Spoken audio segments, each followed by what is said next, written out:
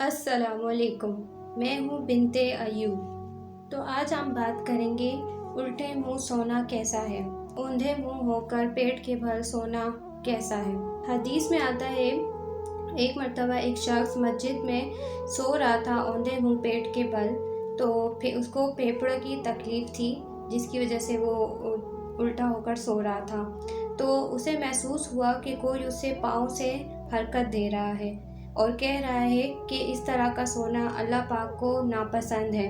تو وہ شخص اٹھا اور پیچھے مڑ کر دیکھا تو وہ شخص نبی صلی اللہ علیہ وسلم تھے، جو انہیں کہہ رہے تھے کہ اللہ پاک کو ناپسند ہے اس طرح سے اوندھے منہ ہو کر سونا۔ تو سائنس بھی یہ کہتی ہے کہ جو نبی صلی اللہ علیہ وسلم نے 1400 سال پہلے ہی فرما دیا تھا کہ اوندھے منہ پیٹ کے بل سونا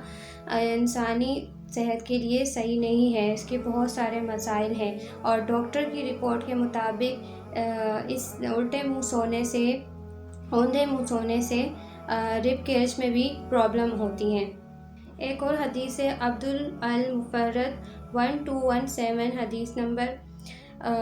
حدیث میں آتا ہے کہ نبی صلی اللہ علیہ وسلم جب بھی اپنے بستر میں جاتے تو جانے سے پہلے بستر کو اچھی طرح سے جھاڑ لیتے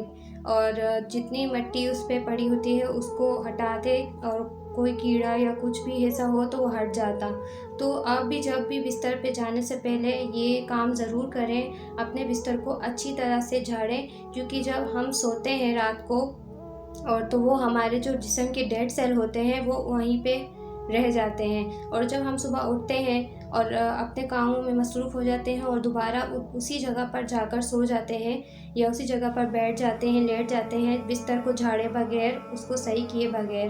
تو وہ ڈیڈ سیل جو ہے ہماری باڈی کے ساتھ جڑ جاتے ہیں، تو ہماری باڈی میں اس طرح سے بھی خرابی آتی ہے اور باڈی جو ہے ویک ہوتی ہے اور سستی اس طرح سے لیزنس ہوتی ہے۔ حدیث میں آتا ہے جب بھی نبی صلی اللہ علیہ وسلم اپنے بستر پہ جاتے تو اپنے دائیں طرف کروٹ کر کے سو جایا کرتے اور اس سے پہلے دعا کیا کرتے اللہ پاک سے، اور جس طرح سے آیت الکرسی پڑھ لیں آپ اگر عربی میں نہیں پڑھ سکتے تو اردو میں پڑھ لیں، اور سونے سے پہلے آپ اوور تھنکنگ جو کرتے ہیں